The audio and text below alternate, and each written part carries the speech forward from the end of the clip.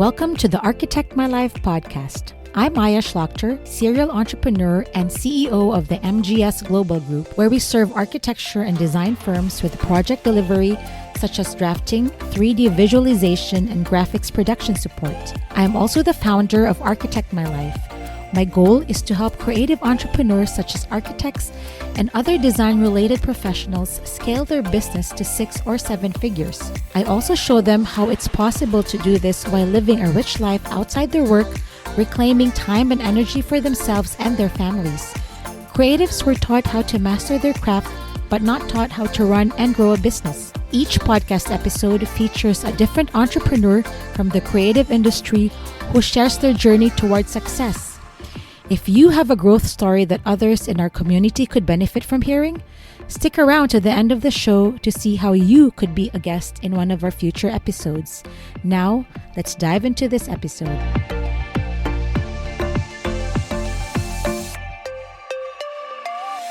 Hello, everybody. I'm really excited to introduce our guest, Violetta Ustayev.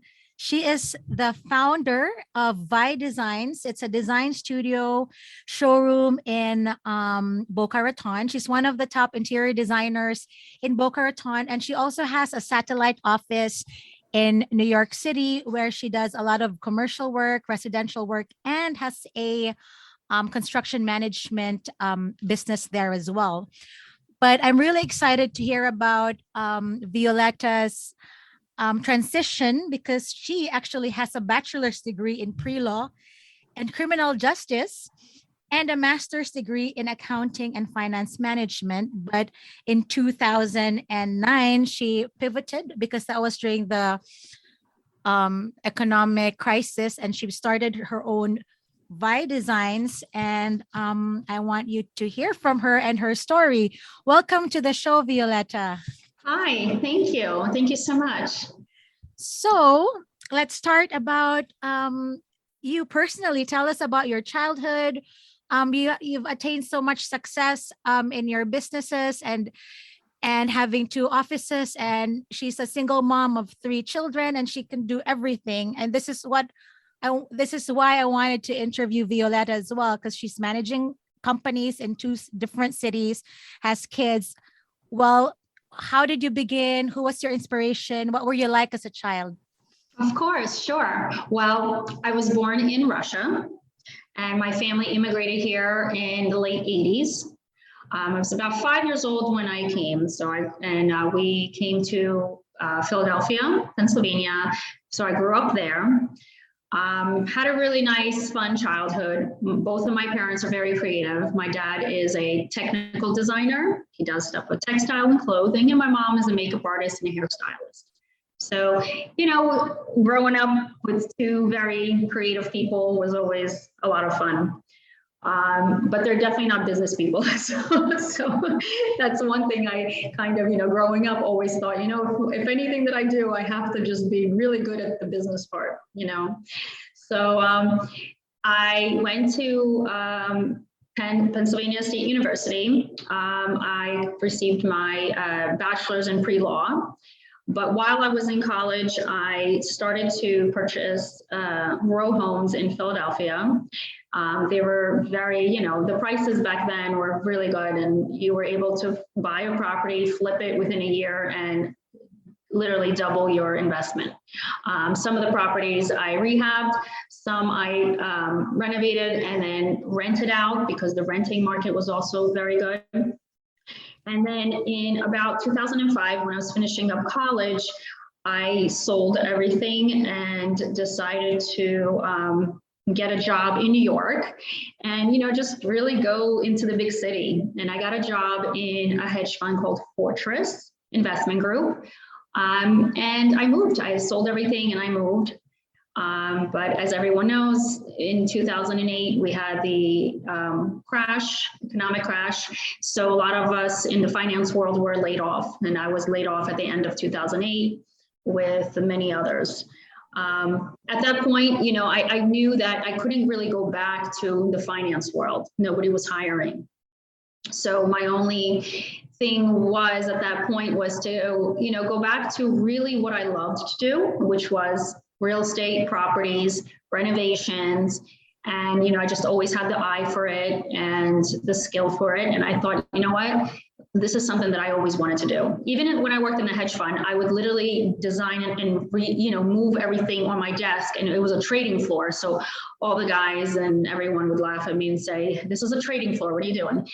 But I always wanted it to look a certain way around me. So, I enjoyed that all the time. So I, at that time, met my ex-husband who owned a water feature design company. I started working with him, helping him with the business, growing his business, and started to design for our clients, their homes, for the different clients that were even commercial. I did a lot of, a lot of commercial spaces. We did some spas, hotels, and things like that. So we worked on those designs, and very quickly, that same year, I got my very first project to do a 2-story restaurant in the city. And it was a very quick turnaround. They wanted us to finish it within like 3 months because their rent was super high. I thought, oh my goodness, like I don't have, it's just me, the team that we have does the water feature business. There's nobody here with me. And that's when I really quickly learned that if you want to be successful, you do need a team. You need a team. You have to invest in, the right team for you.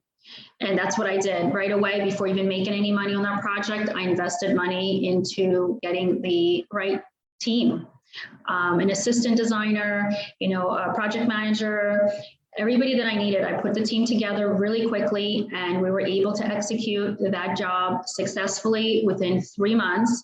And we did a really good job, and I was very proud of that. And that's from that first project, my real first project, I learned, to be a designer, it's great, it's amazing, but you really need to have everything lined up. You can't do it alone if you want to be really big and successful. So we did that, and from there it's kind of history. And then I just started taking on jobs left and right and growing. That's amazing. A lot of people start with I think there's an echo on your end. A lot of people start with residential work or kitchen renovations, but you started with a 2-story restaurant in Manhattan. You already started with a bang. So yes. Congratulations. Thank you. How did that go in terms of like finding the contractors and getting all the suppliers lined up for such a short period of time? And may I know the name of the restaurant? Is it still around? It was called Duet. They have a smaller location in Brooklyn right now. That one, they have closed down. I don't know when, but later on they closed down. And it was a very big restaurant, so it was a lot of overhead for them. So I think it just didn't do well in that location, the type of restaurant that they had. But it was a beautiful place, and it was definitely a project that I felt like, they say everything comes to you when it needs to come to you, and you get nothing that you can't handle, right? So I felt like that was perfect for me because I learned so much from that project. In regards to contractors and the different third-party, trades, I was lucky there were contractors already working because they started some work. However, we did bring in a couple other people that, I met during the time, working with the water feature business. So we did have subcontractors, but it's definitely a project where I learned a lot. Obviously there was little mistakes here and there, and I always say make mistakes because you learn from them. So don't try to be perfect because you will never learn. And when you're trying to be perfect, you'll probably be, have more stress and everything will just go wrong. But sometimes mistakes are good and they're healthy, and you need to make mistakes. And I tell everybody on my team, it's okay to make a mistake as long as we learn from it, So I really love that. I love that because a lot of people, I overheard an architect say, I hate employees because they can't get it right. First of all, you need to train your employees so they can get it right. So you need to invest in your people or else you can't grow. Like you said, team, you needed a team to be successful, invest in a team. And you hired your designer, assistant designer, and project manager. See, this is the problem with a lot of traditional solopreneurs. They're afraid to hire people because they see it as an expense, not an investment. How did you decide that you wanted to hire right away? Is it from your finance background or your accounting background? Like, where did this come from? Well, I'm used to working in a team. I worked on a trading floor, and even when I flipped properties, it wasn't ever just me. I had contractors, subcontractors, my father, who was actually one of my very big role models. He's just hands-on kind of guy. So I knew right away that it's not a one-man type of, show. You can't handle something like that just by yourself. I needed somebody that's going to assist me. I needed somebody that I can, bounce ideas, with. And also I needed somebody that's going to organize us and control all the paperwork and the invoices and things like that. That should not be coming from the, designer or the owner of the company. That always has to come from someone else. That's great. I love that. Yeah, I have a finance person as well. So some people work with me and they say, I sent you a bill. I'm like, oh, I don't know. I'll ask my finance department because, you can't be everywhere in your business. You got to just focus on your zone of genius. Yes. So tell me about like how you manage work and your life with young kids. Like, how do you manage and juggle? Because that's one of the things that women entrepreneurs struggle with. Of course. So I'm not going to lie and say it's easy. It obviously is not. However, it's very doable. It's very possible. And I think it's all about just having structure. Once you have that structure and the regime, of every day, and your kids know that structure, it's, it's easy to control, and you're able to have, your business and spend time with the children and be a mommy. Also having your own business allows me to work on my schedule. So if my kids have an important thing at school, well, mom knows about it. Mom makes sure that I'm clear on my schedule for that. And that's the beauty of being able to be your own, boss and playing around with my schedule when my children do need me. Then again, it's that whole that I keep mentioning, and I'm going to mention it all the time. It's your team. If you have the right team, they know how to spot you when you're not there, So if I'm not there, I know that my design assistant or my office manager can, take that role and be there for me. So I am able to be there for my children. And the same thing goes for them. My girls that work here, they're all their mothers as well. So we all understand each other. And when one is out, we fill in. We just are here for each other, and that's how we work. So it makes it easier for us to have both, be both roles. That's great. So what advice would you give to a lot of, creatives? Like a lot of my people in my audience, they're all architects. Mm-hmm. And architects and interior designers struggle to make business decisions or even ask for money or collect or value their services or themselves. They always try to undersell their compensation because they're just grateful to have work. So how do you charge for your services? Like, mm-hmm. I mean, without feeling like bad about your rates, things like that. Like, how do you find the confidence to ask for money from your clients? I think the secret there is what you just said, confidence. You have to be super confident in yourself. You have to be your number one, supporter and believer. When you have that confidence and you know what you're worth, trust me, you'll never have any trouble asking for what, you need to in regards to, money or sending somebody an invoice. I also am a big believer in do not do anything for free, ever. Your time is money. Everybody's time is money. Because remember, when you're doing something and let's say you're not charging for that, you could be somewhere else making money that same exact minute. That's true. So always know your worth, your value, believe in yourself, be super confident. Like the confidence is key. You said it, like right away. It's the confidence. If you're confident, you just have this, power about you that nobody can ever, question you. So when you give your number out, they know you know what you're worth. Okay, so this is my question. As a new, for instance, for new designers, because a lot of people who are listening are probably kind of transitioning from employee to business owner. How do you build confidence when you don't have a lot of confidence? Like, do you have tricks on how to do that? Fake it. What? I'm serious, fake it. You gotta, in the beginning, you just gotta, first of all, you gotta look the part, make sure you look presentable. Always smile, never question yourself, and never give your audience, whoever you're speaking to, an option to really think about things. Go in there thinking that you made a sale already. Don't ask them, oh, if you do decide, or maybe. There's no maybes. There's nothing like that. There is, listen, this is the best thing for you, or you got to be super confident. It's the words that you use, your body language, your posture, everything. It has to be a full package, but you have to go in there strong, like you already got it. You sold it. And don't let anyone negotiate you down, because the minute they do, that's it. You lost it. Wow.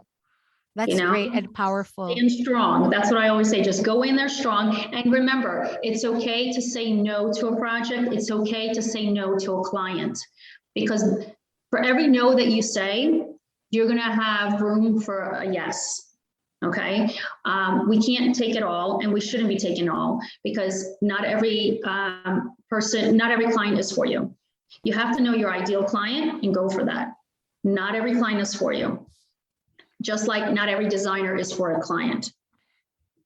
Or, so you have to know who belongs to you, basically, who will do well with you.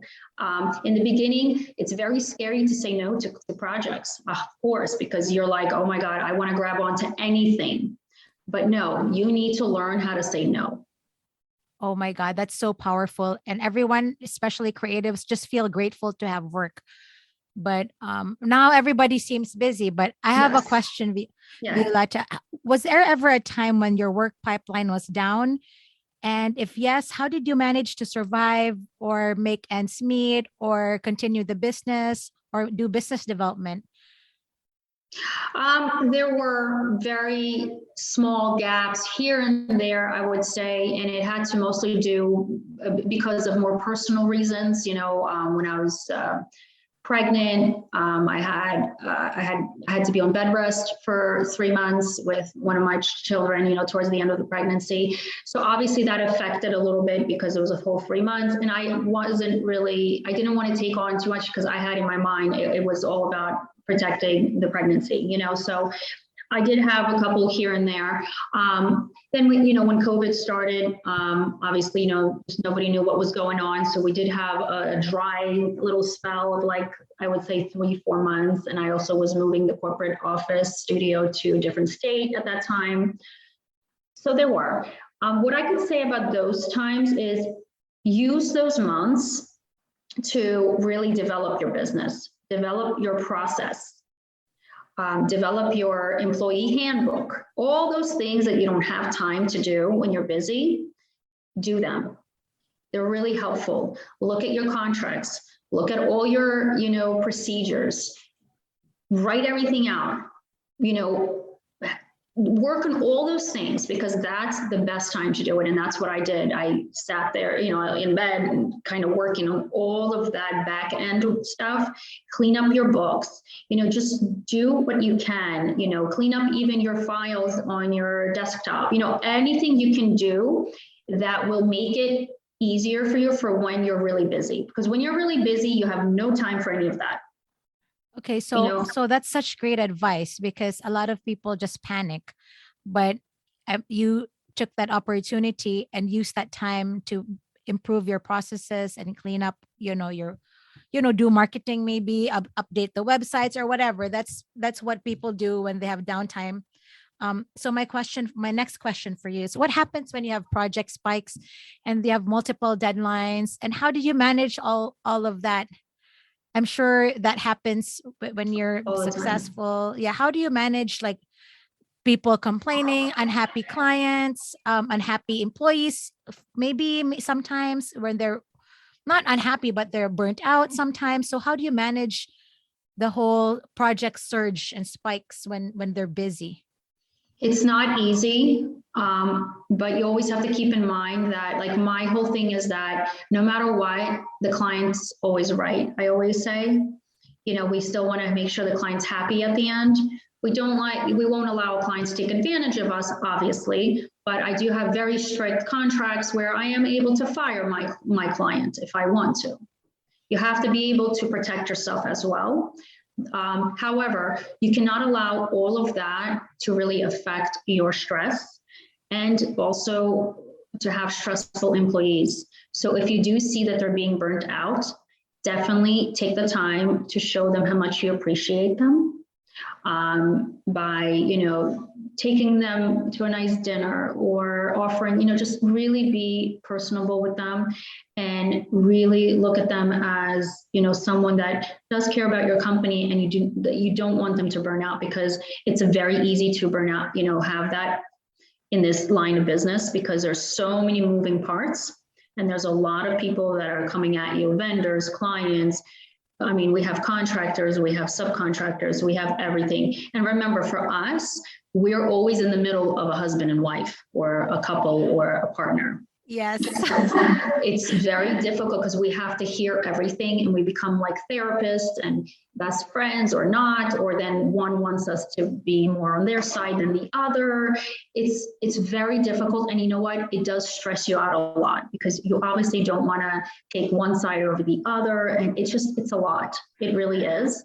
But you can't allow that to get to you. At the end of the day, you have to know how to shut it all off. When you come home, shut that all off. Forget about it.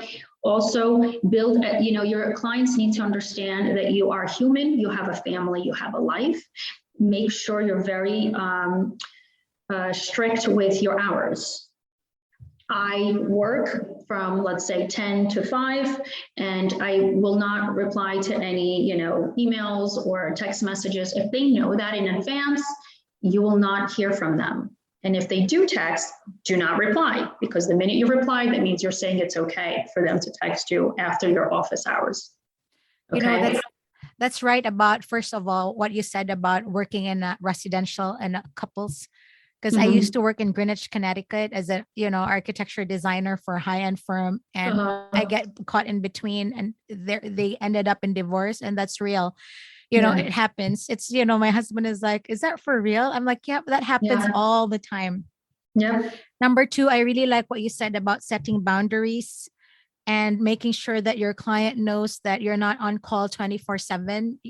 This is a way of valuing yourself too, that you have your own life. I also like that it's everyone burns out, because you're even like, I have a lot of employees, they burn out because they care about the business. They take charge. They want to take ownership of the company. It's not like we're slave drivers. They themselves want to do it, but it's good to acknowledge them, give them breaks, happy hours, and things like that. I think that's a really good way of empowering your employees and making them happy. So was there ever an instance, I'm just curious, because I belong to a lot of Facebook groups with women architect firm owners. They always complain about their client. And has there ever a time when you had a very, very unhappy client, but then you turned it around and they became your biggest fans? For sure. Several times, actually. Yeah. I think at the end of the day, I realized that if you really speak to them and explain to them that you're also very human, like they are, and that, you know what, you do sometimes make mistakes just like they will. And you also have family, or you have personal life. And, when you explain things to them like that, and you make it more personable, that you're not just somebody that they hired, I think they understand you better. So be authentic and real. Be very authentic. I'm very authentic with mine, they know me, they know, I have how many kids I have and this and that. I don't go too deep into my personal life. However, I do make sure that they understand I'm also human like them. And then if you find different things that you can, relate with them on, they also very appreciative of that, and they look at you a little differently. So for example, if there's a mom and she has, let's say, a child who, misbehaves and he drives her crazy, you could say, and if you have the same situation, I'm not saying make one up, but just find ways to relate to them. Or if it's a male client, for example, and he likes a certain sport, and I see that, I'm like, oh, and if it's one that I actually also like, or a team, I'm like, oh, so-and-so, and I'll talk to him about it. He loves that because he can relate to, like, there's something we can talk about that's not just business. Like I did a blog article about why it's important to have hobbies. Mhm. And my kids make fun of me because one day I'm scrapbooking, and then I'm doing triathlon, and then I'm golfing, and then I'm doing photography. And they're like, Mom, why can't you just stick to one sport? Why do you have so many hobbies? And I'm like, you know what? Being a serial hobbyist is actually good for business. Like one client I met because we bonded over triathlon, because I used to do triathlon. One client over golf because during COVID, I played golf. And then another one because I used to scrapbook. I don't want to say this out in public, but I used to scrapbook. And then that became, the wife and I became close, and I got jobs from that. So, it's not all about business. You kind of, engage with your clients based on common interests. So I completely understand. Yeah. So it seems, Violetta, that you got, most of everything figured out. Like, I love everything that I've heard. Like, I learned so much already in the last 20 minutes that we've talked. I have a question for you. Sure. And this is my favorite. What is your favorite mistake that turned into a blessing? Favorite mistake that turned into a blessing. Or maybe the biggest mistake that you felt like, oh my God, this is the worst. And then it was like, oh, Jesus. I mean, we have little tiny things here and there, but they're always, I think every mistake is a blessing at the end, to be honest with you, because I always say if there's a lesson learned, then it's a blessing. Something really big or major, I can't really think of because I don't know, we've always found ways to, fix or find a solution. I'm big on finding a solution to almost everything. But I'm like, the only thing I could think of, like, aside from my marriage to my ex-husband, well, that could be a mistake, but turn into a blessing. It is. Always. It always is that way. That's the only one that I can really think of in my life. I was waiting for you to say that. I didn't know. I was like, yeah, I think that's like the only one like that. That part was a mistake, but obviously my blessings, I have 3 of them, and they're just, I would do that over and over again, if I. Yeah. That's the funny. 3 of them, So that's definitely. Well, it got you to your design jobs. It did. So maybe that's the answer. Like, because you married the guy, it propelled your design business. It did. I know. And it's like I said, I think I said this earlier, right? Everything happens for a reason, and God doesn't really give you anything that you can't handle, right? So I'm a big believer in that. And yeah, so I think that would probably be my, just sitting here like thinking, should I say it? Should I not? I know, right? Like, well, is he going to hear it? That's funny. He probably knows though. Yeah. Or else you'll still be married. Exactly right. Well, what else? I have so many other questions I want to ask you. Is there anything? Oh, I want to talk about business development. Like, a lot of people don't like to sell services. Like, did you ever have to do that? Like, how do you approach business development? Do you use social media, word of mouth? Like, how does that work for you? Yeah, so most of our clients are all either referrals, word of mouth. Lately, obviously, everybody knows social media is a big thing. That's why I haven't really updated my website. lately, but we will be shortly. But we use a lot of Instagram. One thing, that I could say that I do want to kind of start doing a little more is I have to photograph more of my projects, because what happens is we're always busy, working, we're in and out quick. I don't have time to get a professional photographer there. I have pictures on my iPhone and I'm not the best with tech. So I'm like, not so good with those things. And I feel like that's something that you definitely need to do. If you have a business, definitely take advantage of the social media. You have a bigger audience and you can control your audience that way too. And you get to see who actually is on there, looks at, there's so many things you could do. And you have control over your content, and your content changes daily if you want, or several times a day, so you have a lot more of a better reach, I think. But definitely it's all about reputation. That's why I say your client, is always kind of like, you have to understand your client, no matter what, is right at the end of the day. They're the ones paying you. So no matter what, you got to keep them happy. Yes, don't let them walk all over you, but there's a way that you can go about it, just speaking to them and explaining to them your process. This is why I make sure all your contracts are all very, like, all your T's are, crossed, all your I's are dotted. Like, everything has to be perfect. Everything has to be spelled out. Make sure your contracts are not very legal, like meaning super, like nobody understands what it says. Yeah. Okay. But Violetta, I have another question. Yeah. The customer is always right. What if they're really rich, but they're super tacky? Yeah, I mean, like how do you manage that? Like, they may have billions, but they want gold lions in the front or whatever. Like, well, that's the client that, well, first of all, obviously you interview your client prior to, right? They're not just interviewing us. I also interview my client because I want to make sure this project is right for us. It's a relationship we're going to be in. Some projects, we're with those clients for a year or more. So you're getting into a relationship. You want to interview and make sure that this person is right for you as well.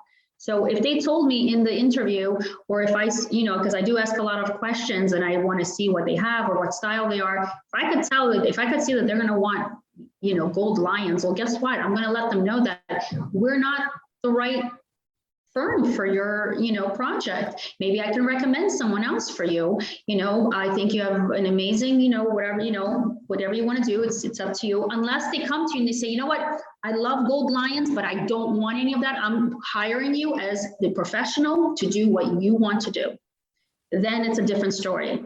But if you could tell that this person is all into all this gold and Venetian, whatever, and it's not what you do, you need to know how to be honest to yourself and to your client and let them know. But what if it's too late? Sometimes, like a lot of times in residential work, the husband is the front facing. And then when you sign the contract, the wife comes in and then That's why, again, the processes and your procedures, make sure they're on lockdown so that you learn all these things prior to. Very important that you have a whole procedure, everything is outlined, and you have a way to find all of this out. So we do consultations. I will never take a project on unless I do a consultation first. My consultations are paid consultations. That's good. That's paid, how you guys, also know. Paid, nothing for free. Yes. Yeah. That's how you also know this is somebody who's serious and somebody who's willing to pay for your services. Okay. If they don't want a free consultation, most likely they will not understand you when you give them your design fee. They'll say, what are you going to give me? There's nothing, you're not bringing me a sofa for that fee. Yeah. So yeah, so you have to, so that's how I know. I go to my consultations, I get to see where they live, how they are. If there's no home yet, I get to meet with them, see how they're dressed and learn about them, speak to them. And there's so many different things you can do, to interview them and to really understand your client. Remember, it's not just them interviewing you, you're interviewing them as well. So now that we're almost at the end of our podcast, where do you see your firm in 3 years? Yes. We're looking to grow. I mean, we're talking about a couple other divisions, that we would like to see happen within our firm. Expand for sure. Hire some more people. And recently we just launched a new division where we're acting as brokers, and we have other interior designers who are solo, who don't want the, headache and the overhead that a business requires, they want the backup, they want a team behind them, but they want their own clients, they want to be their own designer. So we have a new thing that we started, and we just signed on a couple of designers in the past couple of weeks from different states. Congratulations. Yeah, thank you. So they work as our, they're our freelance designers, and they're independent contractors. And we work out a commission percentage. It's a whole contract, and everybody's happy at the end.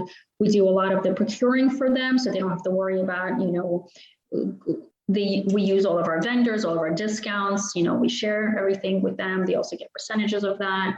And then we are here to help them when they need to, because there's a lot of new designers, let's say, that started.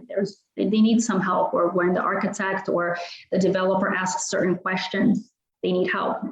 And that's where we come in as the team, and we are there to help. We have the support, and we also have all of the insurances that they would need, and all of the, the other paper, the pretty papers and licenses and all that stuff that sometimes they need. So we have that also under our umbrella. And that's been going well. So we're looking to expand that part. And then also hopefully manage some of our properties, because a lot of our clients have the homes that we work on are their second homes or their vacation homes. And so we are managing those properties when they're not in them, getting them, doing like more of like a full service VIP kind of treatment, making sure the place is clean for them when they return. If anything needs to be rehabbed or fixed or changed out, making sure everything's done, dry cleaning. Oh my God, you're such an entrepreneur. I love it. Well, when you enjoy what you're doing, you always want to expand more. You enjoy it. You enjoy the process. It's just, for us, it's not just a business, it becomes your everything. It's so much fun, but we have a lot of fun. I always say, work hard, but play harder. That's what we do here. Oh my God. This is such an inspiration that you're able to pivot multiple times in the last 15 years. Congratulations. And I'm so glad that you're in the podcast. Where can our audience find you? Can you give us your social media? Sure. On Instagram, we are Vi Designs with an S. So it's VIDESIGNS. Facebook, I believe we're the same. Our company is called Vi Design, but at the time when I was opening the company, I could not get a URL, with a Vi Design. Somebody has it. I know who, but yeah, so you could find us anywhere. I think on your social media, it's mostly Vi Designs with an S, or our website, vi-designs.com. And we have a retail location in Boca Raton, Florida, where we sell wallpaper, textiles, home fragrances, and we have samples of almost every, I think, stone that you can, and we have a lot of stone. We partnered up with a couple stone companies. So we have some stone and some countertops and things like that. And yeah, so, we're excited. This is a new thing for us here in South Florida, and we're excited. We're super busy. And so there's a lot of excitement coming soon. So I think 2022 is going to be a breakthrough year for you and for everyone in the industry. Thank you so much. Yeah, so it was a pleasure. If we could get that furniture here, Yeah, exactly, right after 6 months on the port. Oh my God, that's the one big obstacle right now. But anyway, Violetta, it was a pleasure having you, and I look forward to meeting you in the future. Yes, thank you so much. Okay. Thank you. I really appreciate it. Thank you. Have a good one. You too.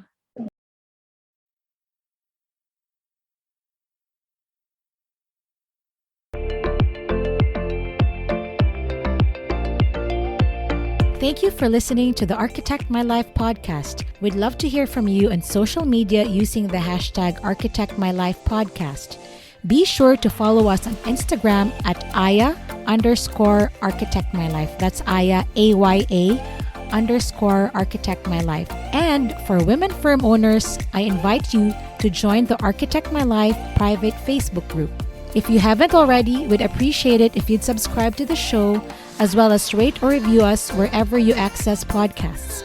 And if you think you have something to add to the conversation through your success running a business, we invite you to apply to be a guest in one of our upcoming episodes. Visit architectmylife.com/podcast to learn more. Maybe you're not in a position to share your success story yet. That's okay. Take your business to the next level with our coaching and online courses. Get everything you need at architectmylife.com. Remember, there is a way to manage it all so you can achieve more. I'm Maya Shlachter. Thanks again for listening.